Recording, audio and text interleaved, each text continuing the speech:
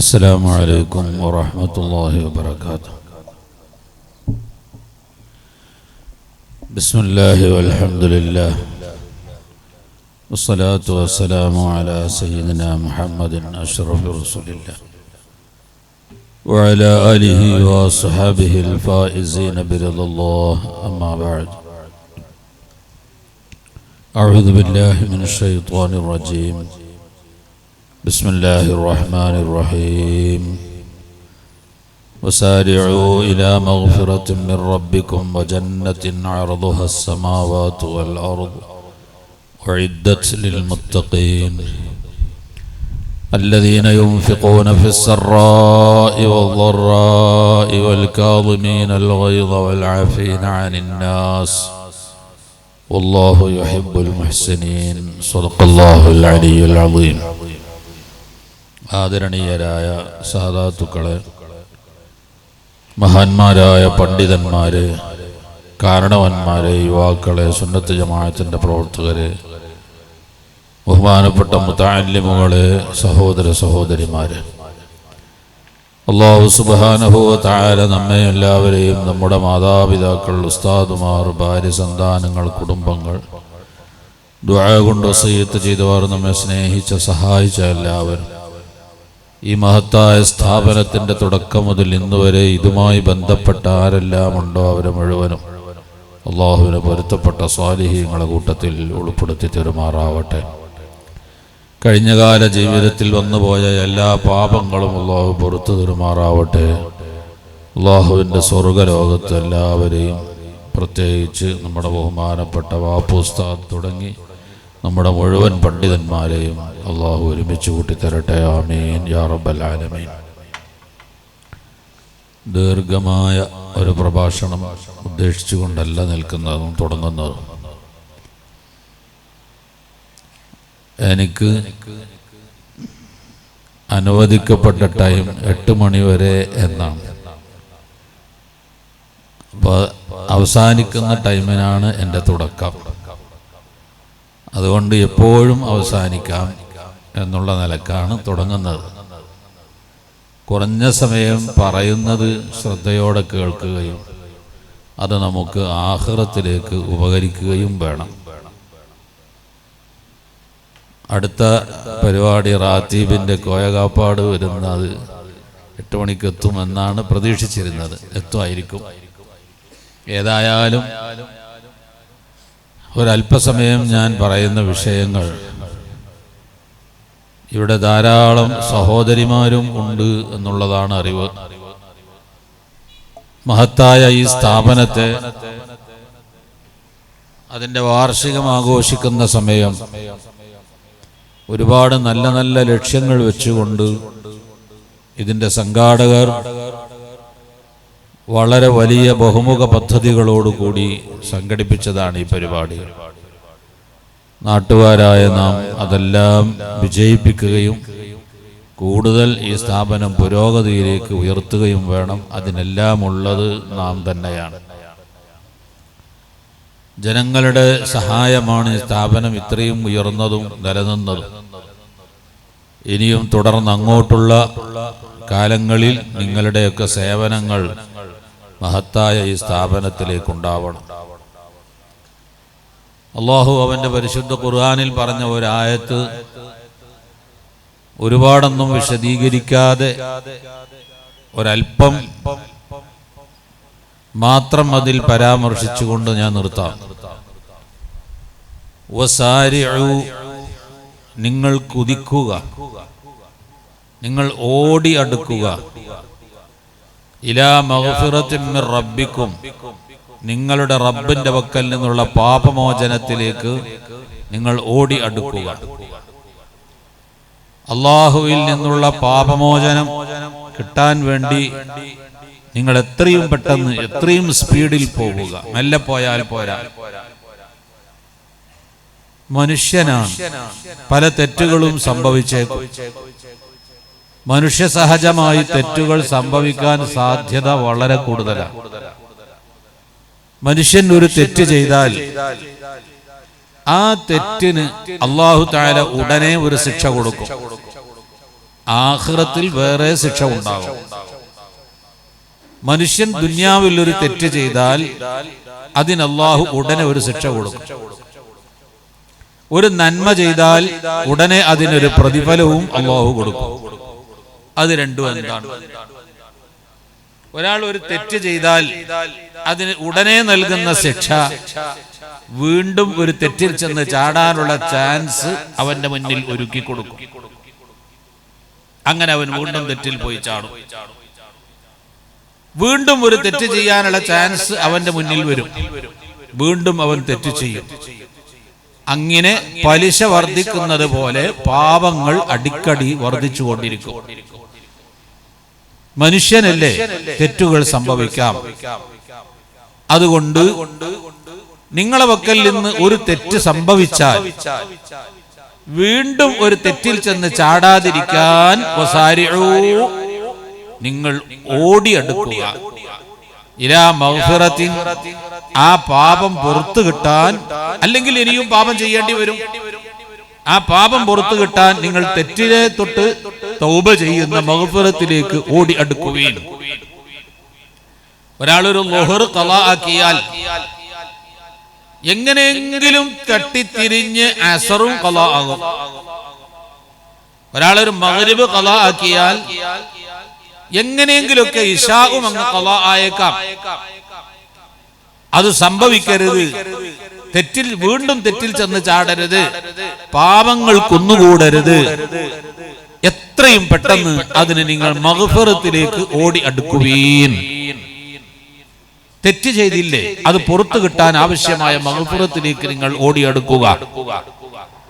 വജന്നത്തിൻ, അല്ലാഹുവിന്റെ സ്വർഗ്ഗത്തിലേക്കും നിങ്ങൾ ഓടിയെടുക്കുവീൻ. അർളുഹസ് സമാവാതു വൽ അർളു, അതിന്റെ വിശാലത ആകാശഭൂമിയുടെ വിശാലതയാണ്. ശ്രദ്ധിക്കണേ, ഏതൊരു സാധനത്തിന്റെ നീളവും വീതിയും പരിശോധിച്ചാൽ നീളം കൂടുതലും വീതി കുറവാ. എന്തൊരു സാധനവും നിങ്ങൾ പരിശോധിച്ചു നോക്ക്, അതിന്റെ നീളവും വീതിയും നോക്കിയാൽ നീളം കൂടുതലും വീതി കുറവാ. ഒരു വാതിൽ കട്ടിൽ നോക്ക്, ഒരു തൂണ് നോക്ക്, ഈ മേശയും എന്ത് സാധനം നോക്കിയാലും നീളം കൂടുതലും വീതി കുറവാ. സ്വർഗത്തെ സംബന്ധിച്ച് പറഞ്ഞെടുത്ത് അർളുഹ, സ്വർഗത്തിന്റെ വീതി, അസ്സമാവാതു വൽ അർളു, 7 ആകാശങ്ങളും 7 ഭൂമിയും.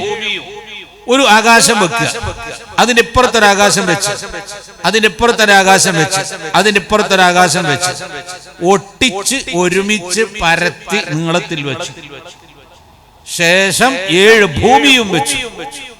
അപ്പൊ 7 ആകാശങ്ങളും അതിനുശേഷം 7 ഭൂമിയും ഒരുമിച്ച് ഒട്ടിച്ച് അടുപ്പിച്ച് പരത്തി നീളത്തിൽ വെച്ചാൽ എത്രയാണോ അതിന്റെ നീളം, അതാണ് അർളുഹ, സ്വർഗത്തിന്റെ വീതി.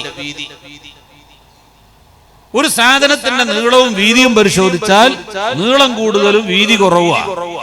അപ്പൊ സ്വർഗത്തിന്റെ വീതി 7 ആകാശവും 7 ഭൂമിയും ഒരുമിച്ച് ഒട്ടിച്ച് ജോയിന്റ് ചെയ്തിട്ട് നീളത്തിൽ പരത്തി വെച്ചാൽ എത്ര ഉണ്ടാകുമോ അതാണ് നീളം. എത്ര?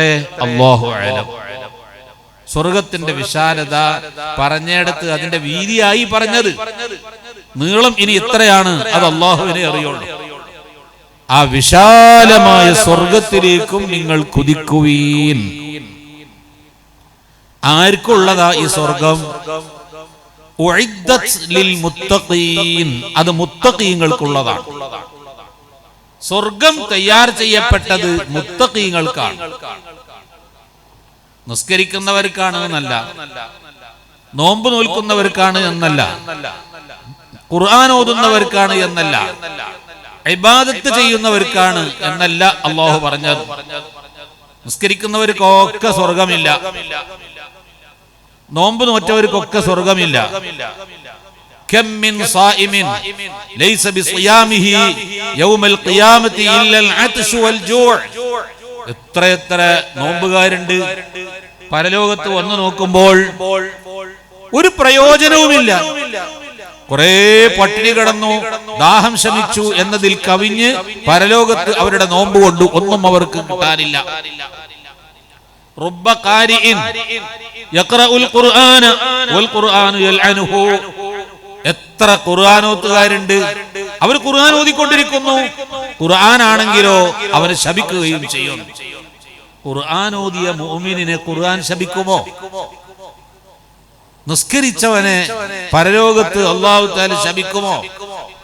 എല്ലാ നിസ്കാരക്കാരും സ്വർഗത്തിലല്ല, നിസ്കരിക്കുന്നിടത്തൊക്കെ ഈമാനും ഇല്ല. നരകാവകാശികൾ നരകത്തിൽ വരുമ്പോൾ സബാനിയാക്കളായ മലക്കുകൾ ചോദിക്കും, മാ സലക്കക്കും ഫീ സഖർ, നിങ്ങൾ എന്തേ ഈ നരകത്തിൽ വരാൻ കാരണം? ഖാലൂ, അവരുടെ മറുപടി ലം നകു മിനൽ മുസല്ലീൻ, ഞങ്ങൾ നിസ്കരിച്ചില്ല, അതുകൊണ്ടാണ് നരകത്തിൽ വന്നത്.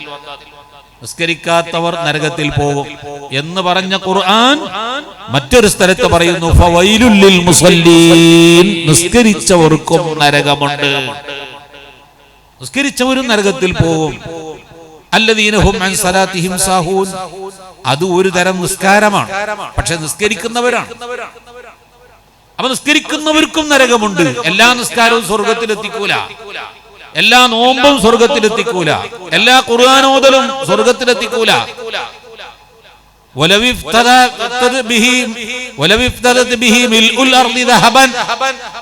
ഭൂമി നിറയാൻ മാത്രം സ്വർണം വാരിക്കോരി കൊടുത്താലും പരലോകത്ത് വരുമ്പോ അള്ളാഹുവിന്റെ അടുക്കൽ ഒരു വിലയും ഒരു ഈച്ചയുടെ ചിറകിന്റെ വെയിറ്റ് അള്ളാഹു അതിന് കൽപ്പിക്കില്ല. സക്കാത്ത് കൊടുക്കുന്ന ആളുകളെ സംബന്ധിച്ചൊക്കെ പറഞ്ഞിട്ട്, അപ്പൊ അമലുകൾ ചെയ്തു എന്നതുകൊണ്ടായില്ല, അത് അള്ളാഹു സ്വീകരിച്ചു കിട്ടണം. ഡെയിലി 1000 റക്അത്ത് സുന്നത്ത് നിസ്കരിക്കുന്ന മഹാനാണ് ആമിർ ഇബ്നു ഖൈസ് റളിയല്ലാഹു അൻഹു. നിത്യം 1000 റക്അത്ത് സുന്നത്ത് നിസ്കരിക്കും. മരണത്തിന്റെ സമയത്ത് അറ്റമില്ലാത്ത കരച്ചിൽ കരഞ്ഞപ്പോൾ മക്കൾ ചെന്നിട്ട് ചോദിച്ചു, പാപ്പാ നിങ്ങൾ എന്തിനാണ് കരയുന്നത്? നിങ്ങൾ നിത്യവും 1000 റക്അത്ത് സുന്നത്ത് നിസ്കരിച്ച ആളല്ലേ, നിങ്ങൾ എന്തിനാണ് കരയുന്നത് എന്ന് പറഞ്ഞ് സമാധാനിപ്പിച്ചപ്പോൾ മഹാനായ ആമിർ ഇബ്നു ഖൈസ് തങ്ങൾ പറയുന്നത്, പരിശുദ്ധ ഖുർആനിലെ ഒരു ആയത്താണ് എന്നെ കരയിപ്പിക്കുന്നത്. ഇന്നമാ യതഖബ്ബലുല്ലാഹു മിനൽ മുത്തഖീൻ. നിസ്കരിച്ചിട്ടുണ്ട്, ശരിയാണ്, അത് അല്ലാഹു സ്വീകരിച്ചോ ഇല്ലേ എനിക്കറിയില്ല. ഖുർആനിൽ അല്ലാഹ് പറയുന്നുണ്ട്, മുത്തഖീങ്ങളെ അമല് മാത്രമേ അല്ലാഹ് സ്വീകരിക്കുകയുള്ളൂ. ഞാൻ മുത്തഖിയാണോ അല്ലേ എന്നറിയണ്ടേ? ഞാൻ മുത്തഖിയാണെങ്കിലല്ലേ എന്റെ അമല് അല്ലാഹ് സ്വീകരിക്കുകയുള്ളൂ. അതറിയാത്തത് കൊണ്ടാണ് ഞാൻ കരയുന്നത്. നിസ്കരിച്ചത് കൊണ്ട് മാത്രമായില്ല, അല്ലാഹു സ്വീകരിച്ചു കിട്ടണം. അതുകൊണ്ടാണല്ലോ നിസ്കാരം കഴിഞ്ഞാൽ റബ്ബനാ തഖബ്ബൽ മിന്നാ, പടച്ചവനെ ഞങ്ങളിൽ നിന്ന് ഇതിനെ സ്വീകരിക്കണമേ എന്ന് ദുആ ചെയ്യണം. പരിശുദ്ധ കഅബാലയത്തിന്റെ നിർമ്മാണം നടക്കുന്ന സമയം എവിടെയാണ് കഅബ? ഇബ്രാഹിം നബി അലൈഹിസ്സലാമിനോട് അല്ലാഹ് പറഞ്ഞു, കഅബ ഒന്ന് പുനരുദ്ധരിക്കണം നബിയേ. ഇബ്രാഹിം നബി അലൈഹിസ്സലാം പറഞ്ഞു, കഅബ എവിടെയാണെന്ന് എനിക്കറിയില്ല. അല്ലാഹു ആകാശത്തൊരു നിഴൽ, ഒരു മേഘം അയച്ചു കൊടുത്തു. وَإِذْ بَوَّأْنَا لِإِبْرَاهِيمَ مَكَانَ الْبَيْتِ, ആകാശത്തൊരു മേഘം അയച്ചു കൊടുത്തു.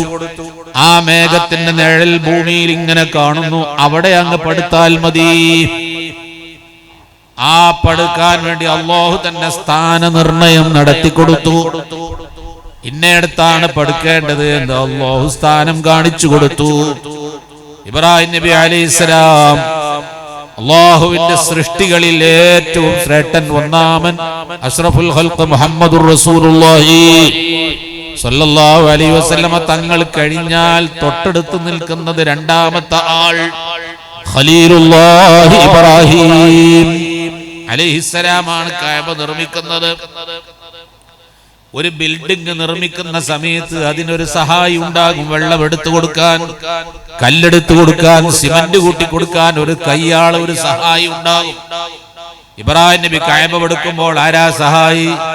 നബിയുല്ലാഹി ഇസ്മാഈൽ അലൈഹിസ്സലാമാണ് കല്ലെടുത്തു കൊടുക്കുന്നത്. ഒരു ബിൽഡിങ്ങിന്റെ നിർമ്മാണത്തിന് ഒരു എഞ്ചിനീയർ ഉണ്ടാവുമല്ലോ. കഅബത്തിന്റെ നിർമ്മാണത്തിന്റെ എഞ്ചിനീയർ ആരാണ്? മുഖറബുൽ അംലാക മലക്ക് ജിബ്രീൽ അലൈഹിസ്സലാം. അടിക്കടി നിർദ്ദേശം കൊടുക്കും. ഇവിടെ ഇന്ന വിധത്തിൽ വെക്കണം, ഇന്നയിടത്ത് വെക്കണം, ഇന്ന രൂപത്തിൽ വെക്കണം. എല്ലാ നോട്ടം മേൽനോട്ടക്കാരൻ അല്ലാഹുവാണ്. അല്ലാഹു മേൽനോട്ടം വഹിച്ച് ജിബ്രീൽ അലൈഹിസ്സലാമിന് നിർദ്ദേശം കൊടുത്ത് ജിബ്രീൽ അലൈഹിസ്സലാം വന്ന് പറഞ്ഞു കൊടുത്ത് ആ ബിൽഡിങ്ങിന്റെ നിർമ്മാണം ഇബ്രാഹിം നബി ഇസ്മായിൽ നബി അലൈഹിസ്സലാം നിർമ്മിച്ചു. പണിയെല്ലാം പൂർത്തിയായി.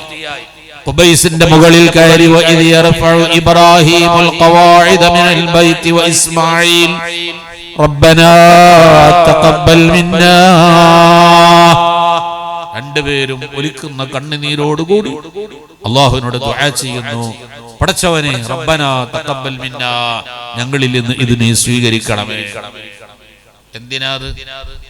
എന്തെങ്കിലും ഒരു കുഴപ്പം ഈ ബിൽഡിങ്ങിന് ഉണ്ടാവോ? ഇനി അള്ളാഹുവിന്റെ മേൽനോട്ടം, ജിബ്രീൽ അലൈഹിസ്സലാമിന്റെ നിർദ്ദേശം, ഇബ്രാഹിം നബി ഇസ്മായിൽ നബി കഅബ നിർമ്മിച്ചുകൊണ്ടിരിക്കുന്നു. എന്തെങ്കിലും ഒരു തകരാറ് അതിനുണ്ടാവാൻ ചാൻസ് ഉണ്ടോ? പിന്നെന്തിനാണ് അത് ചെയ്തത് കൊണ്ടായില്ല, അള്ളാഹ് സ്വീകരിച്ചു കിട്ടണം. സ്കാരം സലാം വീട്ടിയായി ഇറങ്ങി ഓടും. സുന്നത്ത് തന്നാ റബ്ബനാ തഖബ്ബൽ മിന്നാ മുതൽ അവസാനമിൽ നീ ചൊല്ലൽ. എന്തൊരു നല്ല കാര്യം ചെയ്താലും റബ്ബനാ തഖബ്ബൽ മിന്നാ ഇന്നക അൻതസ് സമീഉൽ അലീം വതുബ് അലൈനാ ഇന്നക അൻത തവ്വാബുർ റഹീം. അത് പറയൽ സുന്നത്താണ്, പരിശുദ്ധ ഖുർആനിന്റെ ആയത്തുമാണ്. അപ്പൊ ഇബാദത്ത് ചെയ്തു എന്നതുകൊണ്ടായില്ല, അല്ലാഹു അത് സ്വീകരിച്ചു കിട്ടണം. അപ്പോഴേ അത് ഫലപ്രദമാവുകയുള്ളൂ. നിസ്കരിച്ചത് കൊണ്ടായില്ല, ഇബാദത്ത് ചെയ്തത് കൊണ്ടായില്ല. സ്വർഗം ആർക്കുള്ളതാണ്? ലിൽ മുത്തഖീൻ, മുത്തഖീങ്ങൾക്കുള്ളതാണ്. നിസ്കരിക്കുന്നവർക്ക് നല്ല പറഞ്ഞത്, നോമ്പ് നോൽക്കുന്നവർക്ക് നല്ല പറഞ്ഞത്. ആരാണ് മുത്തഖീങ്ങൾ? അല്ലദീന യുൻഫിഖൂന ഫിസ്സറാഇ വദ്ദറാ. അത് പറഞ്ഞ് ഞാൻ അവസാനിപ്പിക്കാം. ഉള്ളപ്പോൾ ഉള്ളതിനനുസരിച്ച് ധർമ്മം ചെയ്യുന്നവർ, ഇല്ലെങ്കിലും ധർമ്മം കൊടുക്കുന്നത് നിർത്തൂല. അവരുടെ ആ കഴിവനുസരിച്ച് ഇല്ലാത്തപ്പോഴും കൊടുക്കും. അവരാണ് മുത്തഖീങ്ങൾ, അവർക്കാണ് സ്വർഗം. നോക്കൂ നിങ്ങൾ, മുത്തഖീങ്ങളുടെ അടയാളം അല്ലാഹു തആല പഠിപ്പിച്ചത് അല്ലദീന യുൻഫിഖൂന ഫിസ്സറാഇ വദ്ദറാ. ഉള്ളപ്പോൾ ഉള്ളതിനനുസരിച്ച് ധർമ്മം ചെയ്യും, ഇല്ലെങ്കിലോ തീരെ കൊടുക്കാതിരിക്കൂല. 10,000 രൂപയുടെ വരുമാനമുള്ള സമയത്ത് അതിനനുസരിച്ച് ധർമ്മം ചെയ്യും. ആ 10,000 രൂപയുടെ വരുമാനം ഒരു ദിവസം കിട്ടിയിരുന്നത് 5,000 രൂപയായി ചുരുങ്ങിയപ്പോഴും ധർമ്മം നിർത്തിയില്ല. ആ 5,000-ത്തിനനുസരിച്ച് അവന്റെ ധർമ്മം അവൻ കൊടുത്തുകൊണ്ടിരിക്കും. 1,000 രൂപയായി ചുരുങ്ങിയാലും കൊടുക്കൽ നിർത്തൂല. അപ്പോൾ അതിനനുസരിച്ച് കൊടുക്കും. ഈ 10,000 50,000-ആയി വർദ്ധിച്ചപ്പോൾ അതിനനുസരിച്ച് കൊടുക്കലും വർദ്ധിക്കും. ഉള്ളപ്പോൾ ഉള്ളതിനനുസരിച്ച്, ഇല്ലാത്തപ്പോൾ നിർത്തൂല. അതിനനുസരിച്ച് ധർമ്മം ചെയ്യുന്നവരാണ് മുത്തഖീങ്ങൾ. അവർക്ക് വേണ്ടിയാണ് അല്ലാഹു സ്വർഗം ഒരുക്കി വെച്ചിരിക്കുന്നത്. ഖുർആനിൽ അല്ലാഹു നിസ്കരിക്കുന്നവർക്കാണ് സ്വർഗം എന്ന് പറഞ്ഞില്ല, നോമ്പ് നോൽക്കുന്നവർക്കാണ് സ്വർഗം എന്നല്ല, ഖുർആൻ ഓതുന്നവർക്കാണ് സ്വർഗം എന്നല്ല, ദിക്ർ ചൊല്ലുന്നവർക്കാണ് സ്വർഗം എന്നല്ല. അല്ലാഹു പറഞ്ഞത് മുത്തഖീങ്ങൾക്കാണ് സ്വർഗം. ആരാണ് മുത്തഖീങ്ങൾ? എന്താണ് അവരുടെ ലക്ഷണം? അവരുള്ളപ്പോൾ ഉള്ളതിനനുസരിച്ചും ഇല്ലാത്തപ്പോൾ അതിനനുസരിച്ചും ധർമ്മം കൊടുക്കുന്നവരാണ്. ധർമ്മത്തിന്റെ പ്രതിഫലം എത്ര വലുതാണ്! الصدقة تدفع 70 بلاء أهونها البرص والجذام. الصدقة ഒരൊറ്റ ധർമ്മം, الصدقة ഒരൊറ്റ ധർമ്മം, تدفع 70 بلاء 70 ആഫത്തുകളെ തടുക്കുമെന്നാണ്. تدفع 70 بلاء 70 അപകടങ്ങളെ തടുക്കും. അതിലേറ്റവും നിസ്സാരമായത് കുഷ്ഠരോഗം, വെള്ളപ്പാണ്ടുകളാണ്. ബാക്കി 69 കിടക്കുകയാണ്. ഒരൊറ്റ ധർമ്മം 70 ആപത്തുകളെ തടുക്കും. എന്നിട്ട് എന്താണ്, നമ്മളൊക്കെ എത്ര ധർമ്മം കൊടുത്തു, പവൻ കൊടുത്തു, എന്തെല്ലാം സ്വർണം കൊടുത്തു, ക്യാഷ് കൊടുത്തു, എന്നിട്ടും എന്തെല്ലാം അപകടങ്ങൾ സംഭവിച്ചുകൊണ്ടിരിക്കുന്നു എന്നൊരു പക്ഷെ തോന്നിയേക്കും. അത് ഈ ഹദീത്തിന്റെ അർത്ഥവ്യാപ്തി കൂടുതൽ മനസ്സിലാക്കാത്തത് കൊണ്ടാണ്. ഒരുപാട് അർത്ഥമുണ്ട് ഈ ഹദീത്തിന്. അള്ളാഹുവിന്റെ റസൂലിന്റെ വാക്കല്ലേ, തമാശയിൽ പോലും കളവ് പറയാത്ത മുത്തുനബിയുടെ വാക്കാണിത്. നമ്മള് സാധാരണഗതിയിൽ നമ്മൾ എന്ത് പറയും, പ്രസംഗിക്കുന്ന സമയത്തോ അല്ലെങ്കിൽ മറ്റേത് സമയത്തോ, ഇന്ന് ഞാൻ വഅദിന് പോയ സ്ഥലത്ത് 10,000-കണക്കിന് ആളുണ്ടായിരുന്നു, അല്ലെങ്കിൽ 1000-കണക്കിന് ആളുണ്ടായിരുന്നു. അത്രയൊന്നും ആളവിടെ ഉണ്ടാവൂല. അപ്പൊ ഈ 1000-കണക്കിന് ആളുണ്ടായി എന്ന് പറഞ്ഞത് കളവാകൂലേ എന്നൊരു ചർച്ച ഉണ്ട്. അത് കളവാകൂലെന്നാ ഗസാലി ഇമാം അഹിയയിൽ പറഞ്ഞത്. അത് കളവിന്റെ പരിധിയിൽ പെടൂലെന്നാ. കാരണം ആ 10,000-കണക്കിന് ആളുണ്ടായിരുന്നു എന്ന് പറഞ്ഞതിന്റെ ഉദ്ദേശം ഒരുപാട് ആളുണ്ടായിരുന്നു എന്ന് വരുത്തലേ ഉള്ളൂ. അതുകൊണ്ട് അത് കളവിന്റെ പരിധിയിൽ പെടൂല. കാരണം അവിടെ ആളുകളുടെ എണ്ണം പറയലല്ല ലക്ഷ്യം, കുറെ ആളുണ്ടായിരുന്നു. ആ വലബത്തിന്റെ മേൽ അറിയിക്കുന്ന ഒരു വാക്ക് മാത്രമാണ്. അത് കദിബിന്റെ പരിധിയിൽ വരില്ല. അപ്പോ അത് കളവല്ല എങ്കിൽ പോലും, തമാശയിൽ പോലും ഒരു കളവിന്റെ സംസാരം മുത്തുനബിയിൽ നിന്ന് വരൂല, വന്നിട്ടില്ല. വരുമെന്ന് വിശ്വസിച്ചവൻ ഈ സൊസൈറ്റിക്ക് പുറത്തു പോകേണ്ടി വരും. അങ്ങനത്തെ അഷ്റഫുൽ ഖൽഖ് സല്ലല്ലാഹു അലൈഹി വസല്ലം തങ്ങളാ പറഞ്ഞത് ഒരൊറ്റ ധർമ്മം 70 അപകടങ്ങൾ തടുക്കുമെന്ന്. എന്നാൽ ഈ ഹദീസിനെ മഹാന്മാരായ പണ്ഡിതന്മാർ എന്തുമാത്രം വ്യാഖ്യാനിച്ചിട്ടുണ്ട് എന്നറിയും. ധർമ്മം കൊടുത്താൽ അപകടങ്ങൾ തടുക്കും എന്ന് പറഞ്ഞത് എല്ലാ ദിവസവും, ഒരു ദിവസം ധർമ്മം കൊടുത്താൽ 360 ദിവസം അപകടം തടുക്കും എന്നല്ല. ആ ധർമ്മം കൊടുത്ത അന്നത്തെ അപകടം തടുക്കും. പിറ്റേന്ന് ധർമ്മം കൊടുക്കണം, പിറ്റേന്നത്തെ അപകടം തടുക്കണമെങ്കിൽ അതിന്റെ പിറ്റേന്നത്തെ അപകടം തടുക്കണമെങ്കിൽ അതിന്റെ പിറ്റേന്നും കൊടുക്കണം. ഓരോ ദിവസവും ധർമ്മം കൊടുക്കണം എന്ന് ഒരർത്ഥം. രണ്ടാമത് മറ്റൊരർത്ഥം, ധർമ്മം കൊടുത്താൽ അപകടം തടുക്കും എന്ന് പറഞ്ഞത് ഗൗരവമായ അപകടങ്ങൾ അല്ലാഹു തആല വെച്ചിട്ടുണ്ടാകും. അത് അല്ലാഹു തആല നിസ്സാരമാക്കി അങ്ങ് കളയും. രാവിലെ വീട്ടിൽ നിന്ന് പുറത്തിറങ്ങുന്ന സമയത്ത് ഒരാൾ വന്നു, കൈ കാണിച്ചപ്പോ ധർമ്മം ചോദിച്ചപ്പോ അയാൾക്കൊരു 10 രൂപ കൊടുത്തു, 50 രൂപ എടുത്തു കൊടുത്തു. പള്ളിയുടെ പിരിവായിട്ട്, അൻസാർ കോളേജിന്റെ പിരിവായിട്ട് വന്നതാ ഒരു മുത്തഅല്ലിം, 50 രൂപ എടുത്തു കൊടുത്തു. അങ്ങ് ഇറങ്ങിപ്പോയി. കുറച്ച് പാണ്ടിക്കാട് അങ്ങാടിക്ക് എത്തിയപ്പോഴേക്കും ഒരു ബൈക്ക് ഇടിച്ച് അവനങ്ങ് വീണു. എഴുന്നേറ്റ് നോക്കുമ്പോ ചെറുതായിട്ടൊന്ന് തോല് ഇറങ്ങിയിട്ടുണ്ട്. അപ്പൊ ഇന്ന് രാവിലെ ധർമ്മം കൊടുത്തല്ലേ പോകുന്നത്, ധർമ്മം കൊടുത്താൽ അപകടം തടുക്കുന്നല്ലേ പറഞ്ഞത്. എന്ത് പറ്റി? അതെന്താ സംഭവം എന്നറിയോ? നീ സൈക്കിൾ ഇടിച്ച് വീഴേണ്ടവനല്ല. നീ ആ സൈക്കിൾ ഇടിച്ചൊരു കാറിന്റെ മുന്നിലേക്ക് തെറിച്ച് കാറ് വന്ന മേലെ കേറിയിട്ട് അവിടെ കിടന്ന് അരഞ്ഞ് ചമ്മന്തിയാകേണ്ടവനാ. ഈ ഒരു ചെറിയ സൈക്കിൾ ഇടിച്ചങ്ങോട്ട് തെറിച്ച് വീണ് പോയിട്ടല്ലേ ഉള്ളൂ.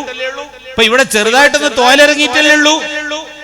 ആ ഗൗരവമായ അപകടത്തെ നിസ്സാരമാക്കി കളഞ്ഞത് ഇന്ന് അൻസാറിന് കൊടുത്ത 50 രൂപ എന്ന ധർമ്മത്തിന്റെ ഫലമാണ്. ഹദീസിന്റെ രണ്ടാമത്തെ അർത്ഥമാണ്.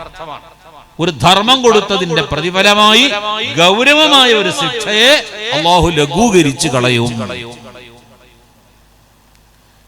ഒരു കാറ് ഇടിച്ച് മരിക്കേണ്ട മനുഷ്യനെ നിസ്സാരമായ ഒരു സംഗതിയിലൂടെ അല്ലാഹു തആല മാറ്റി.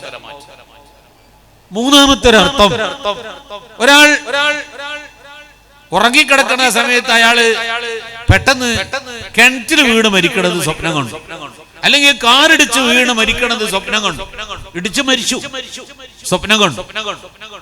അവൻ ഞെട്ടി ഉണർന്നിട്ട് പിന്നെ ഉറക്കം വരുന്നില്ല. രാവിലെ അവന് പുറത്തിറങ്ങാൻ പേടി. കാരണം ഇന്നലെ രാത്രി കാറിടിച്ച് മരിക്കണത് സ്വപ്നം കണ്ടതാണ്.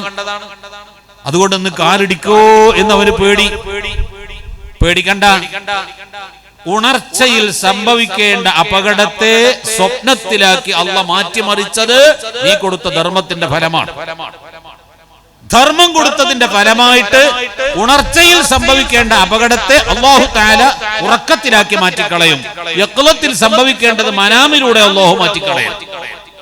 അതും തദ്ഫഉ 70 ബലാഅൻ എന്നതിന്റെ പരിധിയിൽപ്പെട്ടതാണ്. ഇനി അത് ഉണർച്ചയിൽ സംഭവിക്കില്ല. അങ്ങനെ കുറെ അർത്ഥങ്ങളെ ഹദീസിലുണ്ട്. അതിന്റെ വിശദീകരണത്തിലേക്ക് പോവല്ല. അപ്പൊ ധർമ്മം കൊടുത്താൽ അപകടം തടുക്കും എന്നത് സത്യമാണ്. പക്ഷെ ഞാൻ ധർമ്മം കൊടുത്തിട്ടും അപകടം സംഭവിച്ചല്ലോ എന്ന് നിങ്ങൾ തെറ്റിദ്ധരിക്കാതിരിക്കാൻ വേണ്ടി ചില കാര്യങ്ങൾ ഓർമ്മപ്പെടുത്തി എന്നേ ഉള്ളൂ. ധർമ്മം കൊടുത്തോ, ധർമ്മം കൊടുക്കുന്നവർക്ക് അല്ലാഹു തആല വലിയ പ്രതിഫലം വെച്ചിട്ടുണ്ട്. അവരാണ് മുത്തഖീങ്ങൾ. അവർക്കാണ് അല്ലാഹു സ്വർഗം സ്ഥാപിച്ചിട്ടുള്ളത്. സ്വർഗം അല്ലാഹു സൃഷ്ടിച്ചിട്ടുള്ളത് മുത്തഖീങ്ങൾക്കാണ്. ആരാ മുത്തഖീങ്ങൾ? അല്ലാഹുവിന്റെ മാർഗത്തിൽ ധർമ്മം ചെയ്യുന്ന ആളുകളാണ്. പാവപ്പെട്ട വ്യക്തികളെ, ആലിമീങ്ങളെ, മുതഅല്ലിമീങ്ങളെ, പള്ളി മദ്രസകളെ, വിവാഹാവശ്യാർത്ഥം കടം കൊണ്ട് കുടുങ്ങിയവർ, വീടില്ലാത്തവർ, യതീമക്കള്, വിധവകൾ തുടങ്ങി ഏതെല്ലാം മേഖലകളിലേക്ക് നമ്മുടെ ധർമ്മങ്ങൾ എത്തേണ്ടതുണ്ടോ ആ മാർഗത്തിൽ ധർമ്മം കൊടുക്കുന്നവർക്കാണ് നാളെ പരലോകത്ത് അല്ലാഹു തആല തയ്യാറാക്കി വെച്ചിരിക്കുന്ന സ്വർഗം എന്ന് പറയുന്നത്. വമൻ യൂഖ ശുഹ നഫ്സിഹി ഫഉലൈക ഹുമുൽ മുഫ്ലിഹൂൻ. ശരീരത്തിന്റെ ലുബ്ധത സൂക്ഷിച്ചവൻ അവരാണ് വിജയിച്ചവൻ. വമൻ യൂഖ ശുഹ നഫ്സിഹി, ബഖീൽ, ശഹീഹ് രണ്ടും ഖുർആനിൽ കാണാം. ബഖീൽ എന്ന് പറഞ്ഞാലും ഷഹീഹ് എന്ന് പറഞ്ഞാലും ലുബ്ധന. ഒരാൾ കൊടുക്കൂല, കൊടുക്കണോലെ കൊടുക്കാനാക്കൂല. ഒരാൾ കൊടുക്കും, അല്ലെ ഒരാൾ കൊടുക്കൂല, കൊടുക്കുന്നവരെന്തോ ചെയ്തോട്ടെ. എന്തായിരുന്നാലും ഈ ലുബ്ധത, കൊടുക്കേണ്ടടുത്ത് കൊടുക്കാതിരിക്കൽ, ആ സ്വഭാവം സൂക്ഷിച്ചാൽ അവൻ തന്നെയാണ് വിജയിച്ചവർ. ശരീരത്തിന്റെ ലുബ്ധത സൂക്ഷിച്ചവൻ അവൻ തന്നെയാണ് വിജയിച്ചവൻ എന്ന് അല്ലാഹു സുബ്ഹാനഹു വ തആല പരിശുദ്ധ ഖുർആനിൽ പറയും. ഞാൻ നിർത്തും. ഒരു ചെറിയ സംഭവവും കൂടി പറഞ്ഞുകൊണ്ട് ഞാൻ അവസാനിപ്പിക്കുകയാണ്. ബഹുമാനപ്പെട്ട കോയ കാപ്പാട് ഉസ്താദ് വന്നിട്ടുണ്ട്. അതുകൊണ്ട് തന്നെ ഈ നീട്ടിക്കൊണ്ടു പോകുന്നില്ല. ഓരോരുത്തർക്കും അവരവരുടേതായ ടൈമുകളിൽ ആ കാര്യം നടക്കണം. നബി സല്ലല്ലാഹു അലൈഹി വസല്ലം തങ്ങൾ ധർമ്മത്തിന്റെ പ്രതിഫലം ഇത്രമാത്രം ബഹുമാനത്തോടുകൂടി പറഞ്ഞു. അത് ഉൾക്കൊണ്ട സഹാബത്ത് എത്രമാത്രം അവർ ധർമ്മം ചെയ്തവരാണ്. നമുക്ക് പാഠമാണ്. അതിൽ നിന്ന് പാഠം ഉൾക്കൊള്ളേണ്ടവരാണ് നമ്മൾ. ബഹുമാനപ്പെട്ട അബൂദർ അൽ ഗിഫാരി റളിയല്ലാഹു അൻഹു കോടീശ്വര പ്രഭുവാണ്. മക്കയും മദീനയും ആകമാനം കാശ് കൊടുത്ത് വാങ്ങണമെന്ന് വിചാരിച്ചാൽ അബൂദർ ഗിഫാരിയെ സംബന്ധിച്ചിടത്തോളം ഒരു പ്രശ്നവുമില്ല. അത്രമാത്രം സമ്പത്തുണ്ട്, അത്രമാത്രം ധനമുണ്ട്. മഹാനായ അബൂദർ ഗിഫാരി റളിയല്ലാഹു അൻഹു റസൂലുള്ളാഹി തങ്ങളുടെ കാലത്ത് ഇസ്ലാമിന്റെ സമ്പത്ത് ചെലവഴിച്ച് തങ്ങളുടെ വഫാത്തിന് ശേഷം സിദ്ദീഖ് റളിയല്ലാഹു അൻഹുവിന്റെ ഭരണകാലത്തും തന്റെ സ്വത്ത് മുഴുവനും ധർമ്മം കൊടുത്തു. ഉസ്മാൻ റളിയല്ലാഹു അൻഹുവിന്റെ കാലത്തും ധർമ്മം കൊടുത്തു. ബഹുമാനപ്പെട്ട ഉമർ റളിയല്ലാഹു അൻഹുവിന്റെ കാലത്തും ഉസ്മാൻ റളിയല്ലാഹു അൻഹുവിന്റെ കാലത്തും ധർമ്മം കൊടുത്ത് ബഹുമാനപ്പെട്ട ഉസ്മാൻ റളിയല്ലാഹു അൻഹുവിന്റെ ഭരണകാലത്ത് ആരുമില്ലാത്ത ഒരു മലമുകളിൽ പോയി താമസിക്കേണ്ടി വന്നു. ആ മലമുകളിൽ താമസിക്കുമ്പോൾ രോഗം അതികലശലായ സമയത്ത് മക്കളെ വിളിച്ച്, കുടുംബാംഗങ്ങളെ വിളിച്ചുകൊണ്ട് പറഞ്ഞു, പ്രിയപ്പെട്ട മക്കളെ, എന്റെ രോഗം അതികലശലാണ്. ഞാൻ ഇന്ന് മരിച്ചു പോകാൻ സാധ്യതയുണ്ട്. എന്റെ മരണം സംഭവിച്ചാൽ നിങ്ങൾ മദീനയിൽ പോകുന്ന സമയത്ത് അവിടെ കാണുന്ന കാരക്കത്തോട്ടങ്ങൾ കാണുമ്പോ ഇത് നിങ്ങളുടെ വാപ്പയുടേതായിരുന്നു. ഈ കാണുന്ന ഒട്ടകക്കൂട്ടങ്ങൾ നിങ്ങളെ വാപ്പന്റേതായിരുന്നു. ഈ ബിൽഡിങ്ങുകൾ നിങ്ങളെ വാപ്പാന്റേതായിരുന്നു. മദീനയിലും മക്കയിലുമുള്ള വരുമാന മാർഗങ്ങൾ കാണുമ്പോ ഓരോരുത്തരും നിങ്ങളോട് വിളിച്ചു പറയും, ഇത് നിങ്ങളെ വാപ്പാന്റേതായിരുന്നു, ഇത് നിങ്ങളെ വാപ്പാന്റേതായിരുന്നു എന്ന്. ആ സമയത്ത് നിങ്ങൾക്ക് എന്നോട് തോന്നിപ്പോകരുത്, ഇത്രമാത്രം സമ്പത്ത് ഞങ്ങളെ വാപ്പാക്കുണ്ടായിട്ട് അത് മുഴുവനും വാപ്പ കളഞ്ഞു കുളിച്ചില്ലേ, ഞങ്ങൾക്ക് ഒന്നും ബാലൻസ് വെക്കാതെ ആ വാപ്പ മരിച്ചു പോയില്ലേ എന്ന് എന്നോട് നിങ്ങൾക്ക് പരാതി ഉണ്ടാകരുത്. അത് മുഴുവനും അല്ലാഹുവിന്റെ ദീനിനു വേണ്ടി ഞാൻ ചെലവഴിച്ചതാണ്. ഓരോ സമ്പത്തും എന്നിൽ നിന്ന് പോകുന്ന സമയത്ത് എനിക്ക് പറയാനുണ്ടായിരുന്നത്, ഫാറഹ്തു നഫ്സീ, എന്റെ ശരീരം സംതൃപ്തമായി, എന്നാണ് എനിക്ക് പറയാനുള്ളത്. റബ്ബിന്റെ മാർഗത്തിലാണ് ഞാൻ മുഴുവനും കൊടുത്തത്. എന്നെ പറ്റി നിങ്ങൾ വേവലാതിപ്പെടരുത്, നിങ്ങൾക്ക് പ്രയാസമുണ്ടാകരുത്. ഇതാണ് മക്കൾക്ക് കൊടുത്ത പൈതൃകം. ആ സമയത്ത് കുടുംബാംഗങ്ങളിൽപ്പെട്ട ഒരാൾ ചോദിക്കുന്നു, അല്ല ഉപ്പാ, നിങ്ങൾ ഇന്നങ്ങ് മരണപ്പെട്ടു കഴിഞ്ഞാൽ നിങ്ങളെ മയ്യത്ത് കഫൻ ചെയ്യാനുള്ള 3 കഷ്ണം തുണി എവിടെയാണ് നിങ്ങൾ സൂക്ഷിച്ചു വെച്ചത്? ആ സമയത്ത് ആ പിതാവ് പറയുന്ന, കോടീശ്വരനായ പിതാവ് പറയുന്നത്, ഞാൻ ആ കാര്യം മറന്നുപോയി. എന്നെ കഫൻ ചെയ്യാനുള്ള തുണി വാങ്ങാനുള്ള ക്യാഷ് പോലും സൂക്ഷിക്കാൻ മറന്നുപോയി. പക്ഷേ നിങ്ങൾ പേടിക്കേണ്ട, അല്ലാഹു എവിടെയും സഹായം എത്തിക്കുന്നവനാണ്. ആരും ഇല്ലാത്ത ഒരു വിജനമായ സ്ഥാനത്താണല്ലോ നമ്മൾ വന്ന് താമസിക്കേണ്ടി വന്നത്.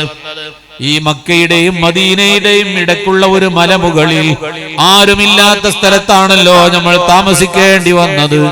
സഹായത്തിന് പെട്ടെന്ന് വിളിച്ചാൽ ആരെയും കിട്ടാനില്ല. എങ്കിലും അല്ലാഹു സഹായം എത്തിക്കും. ഞാൻ ഇന്ന് മരിച്ചു കഴിഞ്ഞാൽ നിങ്ങൾ എന്റെ മയ്യത്തും താങ്ങിപ്പിടിച്ച് ഞാൻ പറയുന്ന സ്ഥലത്ത് നിങ്ങൾ എന്റെ മയ്യത്ത് കൊണ്ടുപോയി വെക്കണം. അതിലൂടെ വല്ല മുസ്ലിമീങ്ങളും കടന്നു വരും. അവർ മദീനയിലേക്ക് പോകുന്നവരാണെങ്കിൽ എന്നെ പരിചയമുള്ള ആരും എന്നെ കണ്ടാൽ മറവ് ചെയ്യാതെ പോകില്ല.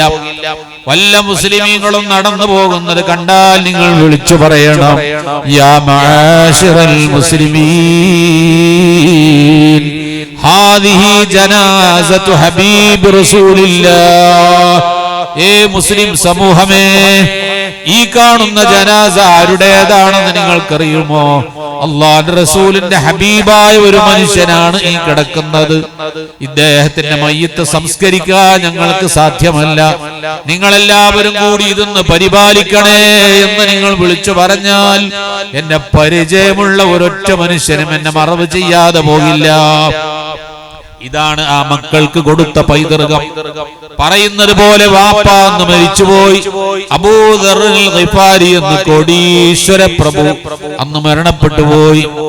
രാവിലെ പെട്ടി പൊട്ടിച്ചു നോക്കുമ്പോൾ മക്കൾക്ക് പഴുത്തെടുക്കാനുള്ള ആധാരക്കെട്ടുകളില്ല, റെഡി ക്യാഷുകളൊന്നും ബാലൻസ് ഇല്ല, ബാങ്ക് ബാലൻസുകളില്ല. മക്കൾക്ക് കഫൻ ചെയ്യാനുള്ള തുണിക്കഷ്ണം പോലും വാങ്ങാൻ തുണിയുമില്ല, ക്യാഷുമില്ല. ബാപ്പ പറഞ്ഞ പോലെ ഈ മയ്യത്തും താങ്ങിപ്പിടിച്ചുകൊണ്ട് പർവ്വതത്തിന്റെ മുകളിൽ ബാപ്പ പറഞ്ഞ സ്ഥലത്ത് മയ്യത്ത് കൊണ്ടുപോയി വെച്ചു. ഉച്ചവരെ കാത്തിരുന്നിട്ടും ആരും വരുന്നത് കാണുന്നില്ല. രോമം കരിഞ്ഞു വാസനിക്കുന്ന ചൂട്, പരിസര പ്രദേശങ്ങളിലെ പാറക്കല്ലുകളിൽ നിന്ന് വമിക്കുന്ന ചൂടവർക്ക് തീച്ചൂടയായി അനുഭവപ്പെടുന്നു. ആ മക്കൾ ആകമാനം വിഷമിച്ചു കുഴങ്ങി.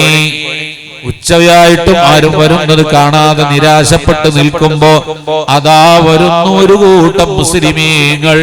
അവർ മക്കയിൽ നിന്ന് വരുന്നവരാണ്. മദീനയുടെ വഴിയിലേക്ക് തിരിഞ്ഞപ്പോൾ മനസ്സിലാക്കിയ ഒരു സ്വഹാബത്തിൽ പെടും. ഹജ്ജ് കഴിഞ്ഞ് വരുന്നവരാണ്, മദീനയിലേക്ക് പോകുന്നവരാണ്, സ്വഹാബത്തിൽ പെടും എന്ന് മനസ്സിലാക്കിയ ആ മക്കൾ വിളിച്ചു പറയുകയാണ്, യാ മഅശറൽ മുസ്ലിമീൻ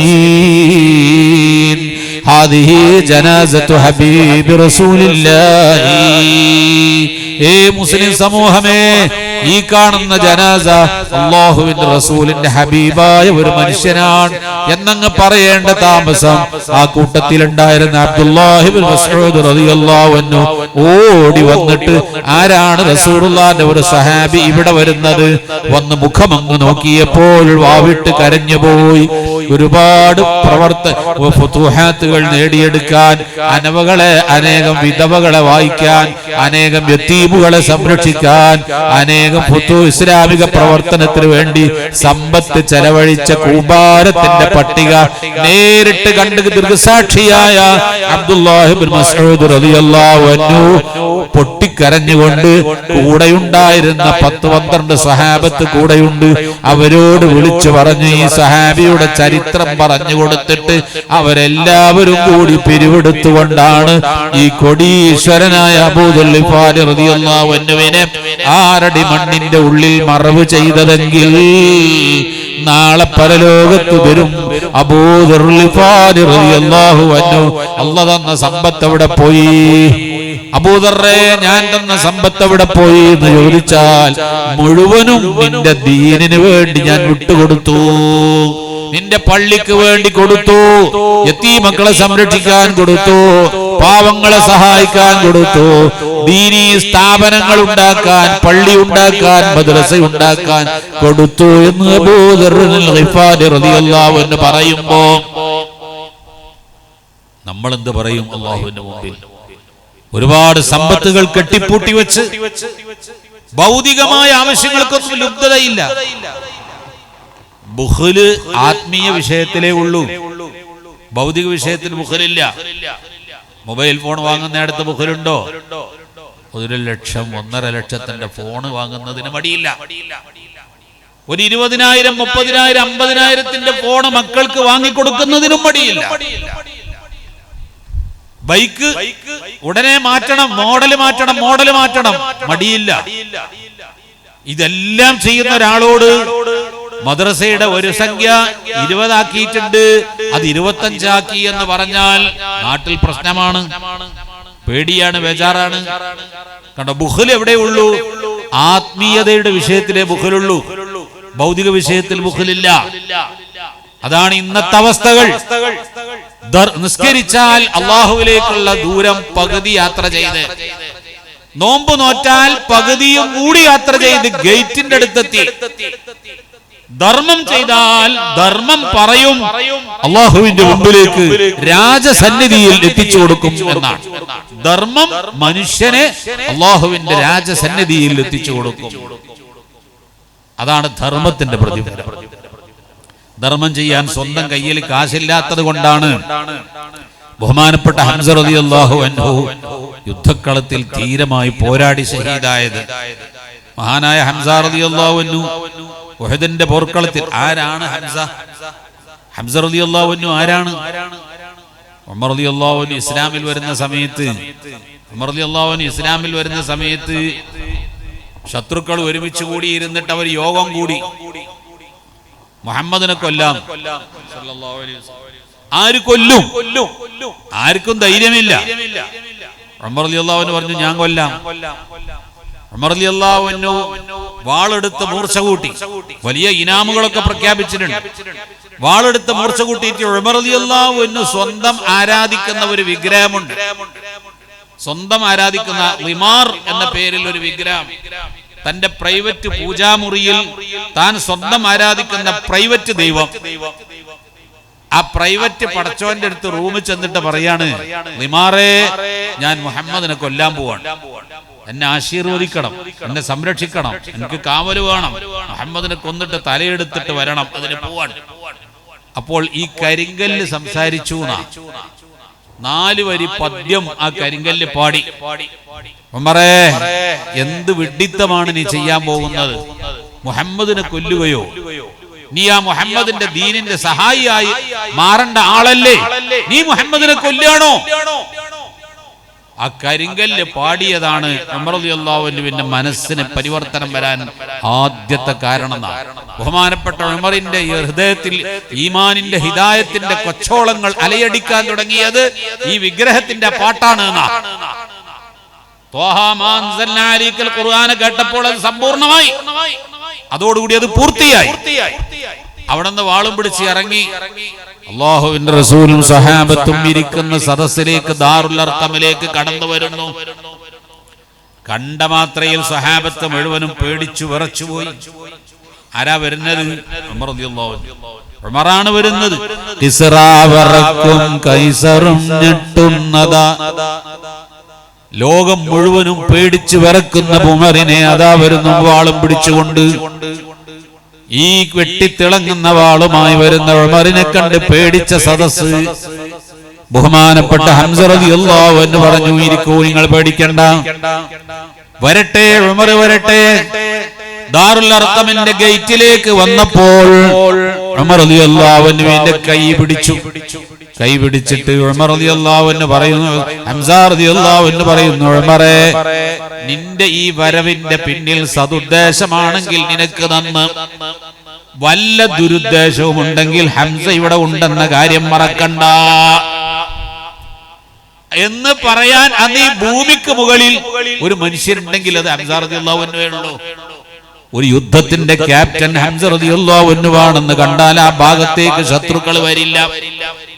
ഹംസ റളിയല്ലാഹു അൻഹു ഒരു സ്ഥലത്ത് ഉറങ്ങിക്കിടക്കുന്നത് കണ്ടാൽ ശത്രുക്കൾ വഴിമാറി സഞ്ചരിക്കും. സാക്ഷാൽ ഉറക്കം അഭിനയിക്കുകയോ എന്ന് പേടിച്ചിട്ട്. അത്ര ധീരനായ ഹംസ റളിയല്ലാഹു അൻഹു ഉഹദിന്റെ രണാങ്കണത്തിൽ അന്നത്തെ പ്രസിദ്ധമായ ആയുധമാണ് ചാട്ടുളി.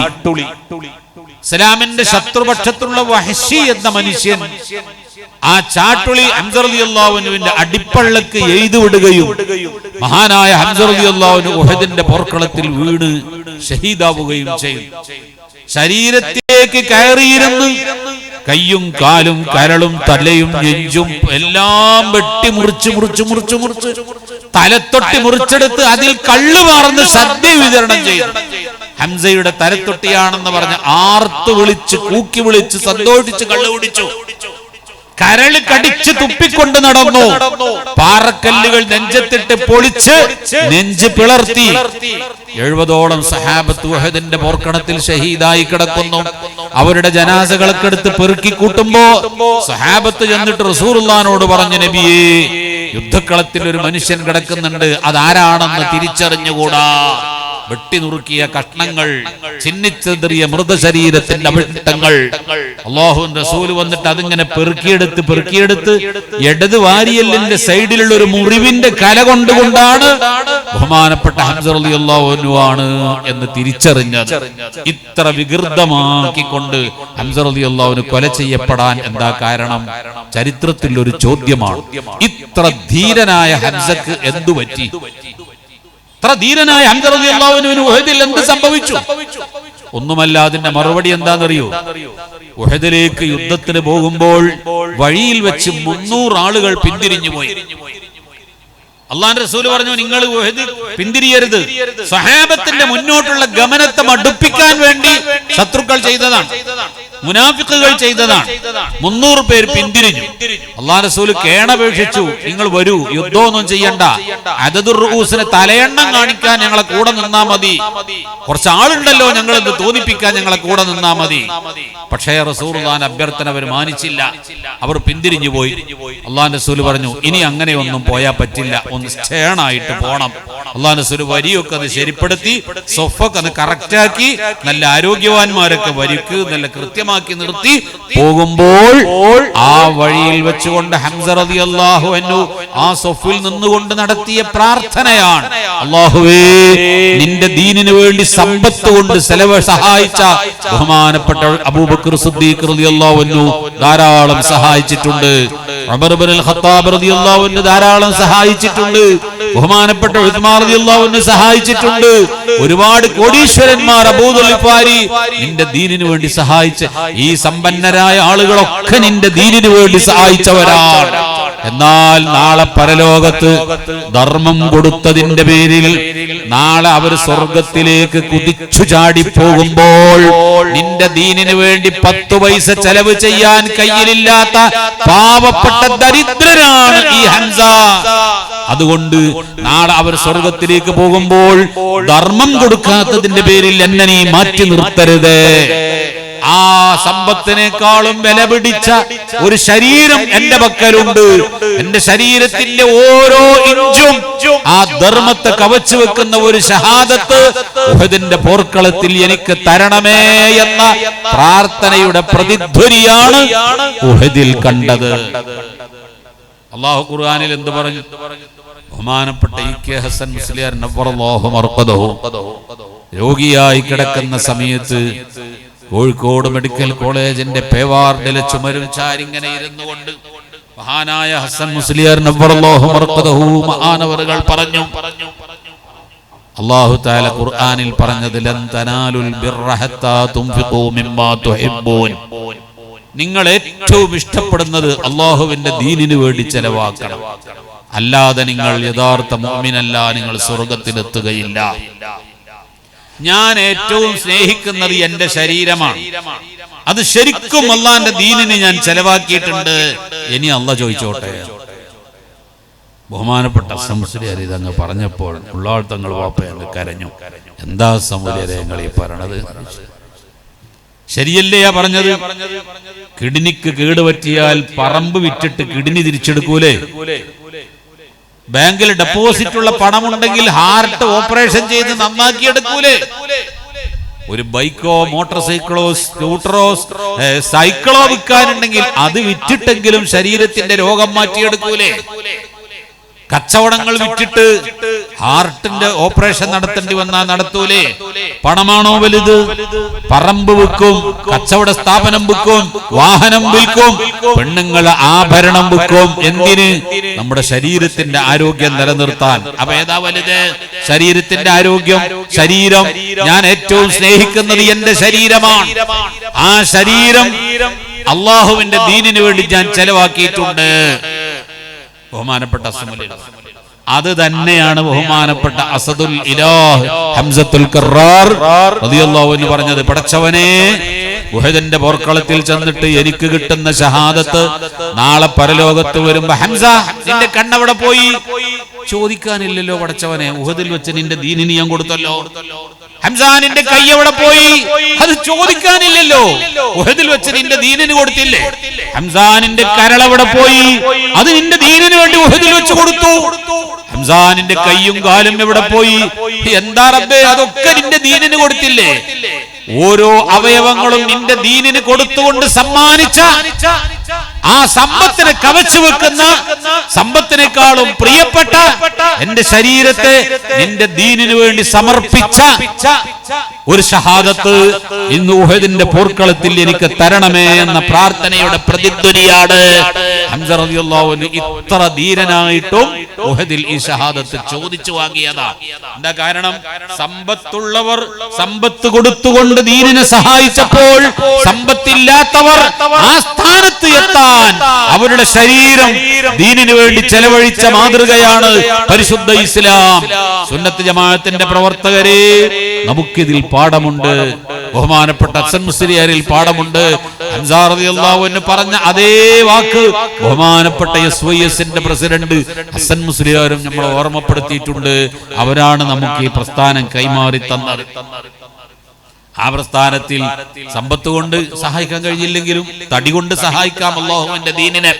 ഈ സദസ്സിൽ ഒരുമിച്ച് കൂടിയ മുഴുവൻ ആളുകളോടും ഞാൻ ഓർമ്മപ്പെടുത്തുന്നത്, റബ്ബ് നമുക്ക് നൽകിയിരിക്കുന്ന സമ്പത്ത്, പ്രിയപ്പെട്ട സഹോദരിമാരെ, ഈ രാജ്യത്തുള്ള പള്ളികളും മദ്രസകളും മുഴുവനും അതിന്റെ ചുമരുകൾ വാസനിച്ചാൽ സ്ത്രീകളിൽ നിന്ന് കിട്ടിയ ആഭരണത്തിന്റെ മണം, അത് വിറ്റതിന്റെ മണം, പെണ്ണുങ്ങളുടെ ആഭരണത്തിന്റെ മണം ഈ ചുമരുകളിൽ വാസനിക്കും. കേരളത്തിലെ പള്ളികൾ മുഴുവനും ബഹുഭൂരിഭാഗവും ഇവിടുത്തെ സ്ത്രീ സഹോദരിമാർ സഹായിച്ചതിന്റെയും അവരുടെ ആഭരണവും ക്യാഷും കൊടുത്ത് സഹായിച്ചിട്ടുണ്ടാക്കിയ പള്ളികളാണ്. അല്ലാഹുവിൻ റസൂലിന്റെ കാലം മുതൽ ഇക്കാലം വരെ മദീനത്ത് റസൂലുള്ള വന്നിട്ട് ആദ്യമായി നിർമ്മിച്ച പള്ളി ഒരു പെണ്ണ് സംഭാവന ചെയ്ത സ്ഥലത്താണ് അല്ലാഹുവിൻ റസൂൽ ആദ്യമായി പള്ളി നിർമ്മിച്ചത്. ആ പാരമ്പര്യം ബഹുമാനപ്പെട്ട മഹദിമാർക്കുണ്ട്. നിങ്ങളൊക്കെയും നമ്മുടെ ഈ മഹത്തായ സ്ഥാപനത്തെ നിങ്ങളുടെ വീടുകളിലൊക്കെ ഉണ്ടാകും. ചെറിയ ചെറിയ കമ്മലിന്റെ കഷ്ണങ്ങൾ, സ്വർണത്തിന്റെ കഷ്ണങ്ങൾ, അതുപോലെ ക്യാഷ്, അലക്ഷ്യമായി കിടക്കുന്ന ക്യാഷുകൾ, അതൊക്കെ നിങ്ങൾ സ്വരൂപിച്ച് വീട്ടിൽ കിടക്കുന്ന പൊട്ടിക്കിടക്കുന്ന മാലകൾ, സ്വർണത്തിന്റെ കഷ്ണങ്ങൾ നിങ്ങൾ എടുത്തുകൊണ്ട് അത് നിങ്ങൾ ഈ മഹത്തായ സ്ഥാപനത്തിലേക്ക് ധർമ്മം ചെയ്യുകയാണെങ്കിൽ ഒരുപാട് ഒരുപാട് മുതഅല്ലിമീങ്ങളുടെ ദുആ നിരന്തരമായി നമ്മുടെ ഖബറിലേക്ക് നമ്മൾ മരിച്ചുപോയാലും അത് കിട്ടിക്കൊണ്ടേയിരിക്കും.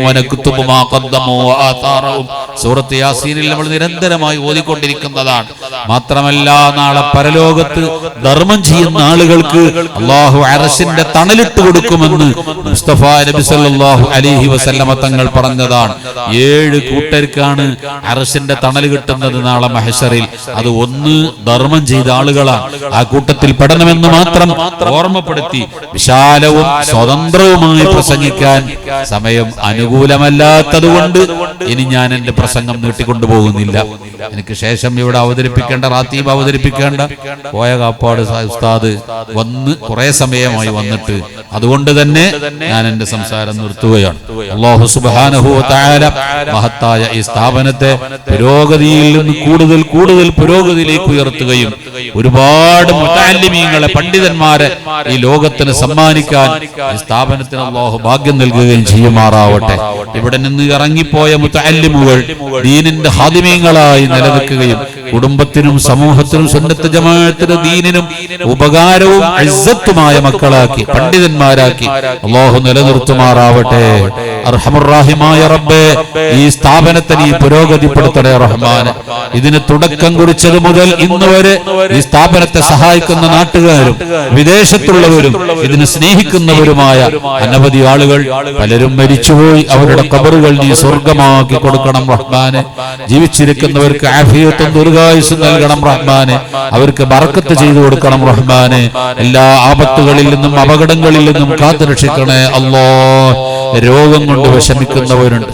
ഞങ്ങളുടെ ഒരുപാട് ആവശ്യങ്ങൾ പടച്ചവനെ എണ്ണി എണ്ണി പറയാതെ എല്ലാം നീ പരിഹരിച്ചു തരണേ അല്ലാഹ്. ഞങ്ങളോട് ദുആ ചെയ്യാൻ ഏൽപ്പിച്ച ഓരോരുത്തരും അവരുടെ ആവശ്യങ്ങൾ നീ പൂർത്തീകരിച്ചു കൊടുക്കണേ റഹ്മാൻ. ഗൾഫിലുള്ള പലരും ഞങ്ങളോട് ദുആർക്കാൻ പറഞ്ഞിട്ടുണ്ട്. അവരൊക്കെ ഓരോ കേസിൽ കുടുങ്ങിക്കിടക്കുന്നവരുണ്ട്. അവരുടെ ജോലിയുമായി ബന്ധപ്പെട്ട അനവധി അനധികൃതമായ ഒരുപാട് പ്രശ്നങ്ങളിൽ അവർ പെട്ടുപോയിട്ടുണ്ട്. അതിൽ നിന്നെല്ലാം നിന്റെ ഹബീബായ റസൂലുള്ളാഹി സ്വല്ലല്ലാഹു അലൈഹി വസല്ലമയുടെയും ബദരീങ്ങളുടെയും മുഴുവൻ മഹാന്മാരുടെ ബർക്കത്ത് കൊണ്ട്, ബഹുമാനപ്പെട്ട ഷാഫി ഇമാമിന്റെ ബർക്കത്ത് കൊണ്ട്, ഈ മജ്ലിസിന്റെ ബർക്കത്ത് കൊണ്ട്, ഈ മാസത്തിന്റെ ബർക്കത്ത് കൊണ്ട് സലാമത്ത് നൽകി അനുഗ്രഹിക്കണേ അല്ലാഹ്. ഞങ്ങളെ മക്കളെ നീ നന്നാക്കി തരണേ റബ്ബേ. പഠിച്ചവനെ പഠിപ്പിച്ച് പോറ്റി വളർത്തിക്കൊണ്ടുവന്ന് അവരിൽ നിന്ന് ഞങ്ങളൊരു ഗുണം പ്രതീക്ഷിക്കുന്ന കാലം വരുമ്പോൾ അവർ ഞങ്ങളെയും നിന്റെ ദീനിനെയും ധിക്കരിക്കുന്ന മക്കളായി പോകരുതേ റബ്ബേ.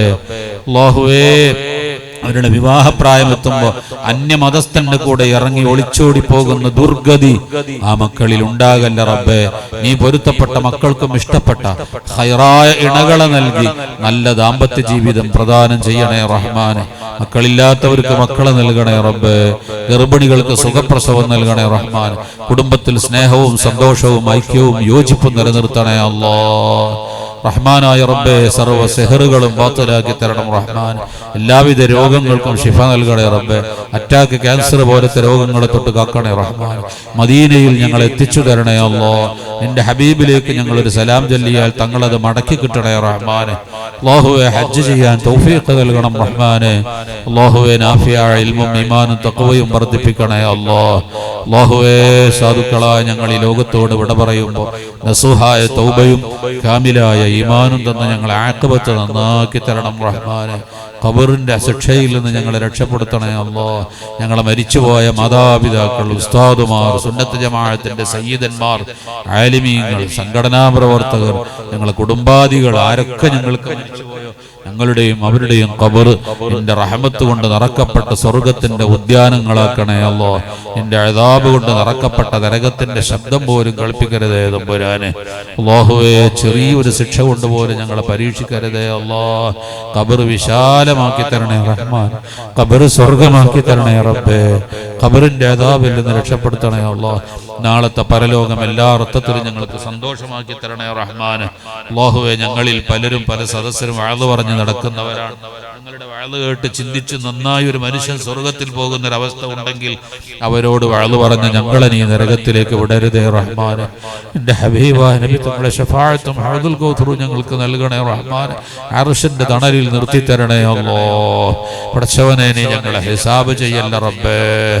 ഹിസാബ് കൂടാതെ സ്വർഗത്തിലാക്കി തരണം റഹ്മാന്. ഞങ്ങളെ മീസാനിൽ ഞങ്ങളെ അമലുകൾക്ക് ഭാരം വർദ്ധിപ്പിക്കണേ അല്ലാഹ്. സയ്യിആത്തുകൾ പുറത്തു തരണേ റഹ്മാന്. അല്ലാഹുവേ, ഞങ്ങൾക്ക് സ്വർഗത്തിലേക്ക് പോകാൻ സിറാത്ത് പാലം മിന്നറിയും പ്രകാരം കടത്തി തരണേ റബ്ബേ. പടച്ചോനെ കാല് വഴുതി ജഹന്നമിൽ വീണു പോകുന്നതിനെ തൊട്ട് ഞങ്ങളെ കാക്കണം റഹ്മാനെ. പാപികളാണ്, ദോഷികളാണ്, ഞങ്ങളെ കയ്യിൽ ഒന്നുമില്ല. എന്തെങ്കിലും ഒരു അമല് വെച്ച് പ്രതീക്ഷിച്ചു കൊണ്ടിരിക്കാൻ ഞങ്ങൾക്ക് സാധുക്കളായ ഞങ്ങൾക്കൊന്നുമില്ല. നിന്റെ റഹ്മത്ത് കൊണ്ട് രക്ഷപ്പെടുകയല്ലാതെ ഞങ്ങൾക്ക് മാർഗമില്ല. പടച്ചവനെ, നീ നിന്റെ റഹ്മത്ത് കൊണ്ട് ഞങ്ങളെ രക്ഷപ്പെടുത്തി തരണം അല്ലോ. നിന്റെ റഹ്മത്ത് കൊണ്ട് ഞങ്ങളെ രക്ഷപ്പെടുത്തി തരണം റഹ്മാനെ. അല്ലാഹുവേ, സ്വർഗ്ഗലോകത്ത് ഞങ്ങൾ ഒരുമിച്ച് കൂട്ടി നിന്റെ ഹബീബിന്റെ മുറാഫഖത്തും നിന്റെ ലിഖാഉം നിന്ന് സന്തോഷിപ്പിക്കണേ റഹ്മാനെ. ഒരുപാട് സഹോദരിമാർ കഴിഞ്ഞ ദിവസങ്ങളിലും ഈ സ്ഥാപനത്തെ സഹായിച്ചവരാണ്. ധാരാളം ആളുകൾ ഇന്നും സഹോദരിമാര് പ്രത്യേകിച്ചും ഈ സദസ്സിൽ വന്നിട്ടുണ്ട്.